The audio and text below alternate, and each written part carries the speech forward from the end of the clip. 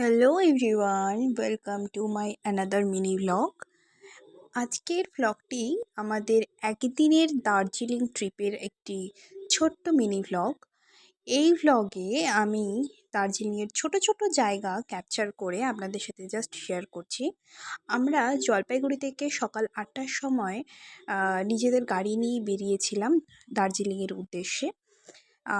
সেখানে আমরা পৌঁছে একটি ওখানকার লোকাল গাড়ি বুক করে আমরা টোটাল দার্জিলিংটা যতটুকু সম্ভব হয়েছে ঘুরেছি এবং আবার ৪টা সাড়ে ৪টা নাগাদ আমরা ওখান থেকে বেরিয়ে এসেছি। এই যে দেখছেন, এটি একটি রেস্টুরেন্ট ছিল আমাদের লাঞ্চ করার জন্য। এত অসম্ভব এখানকার পরিবেশ!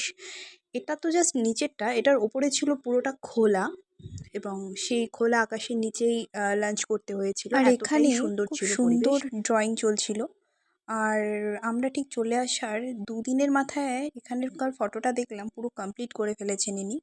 আর এটা হলো আমাদের ডুয়ার্স কুইনের ঐতিহ্য, যেটা হচ্ছে টয় ট্রেন। অসম্ভব সুন্দর দেখতে। আর আমি আর মাম এই টয় ট্রেনের রাস্তা ধরে ধরে হাঁটছিলাম, এত ভালো লাগছিল। যাই হোক, দেখা হবে আমার নেক্সট মিনি ব্লগে। বাই।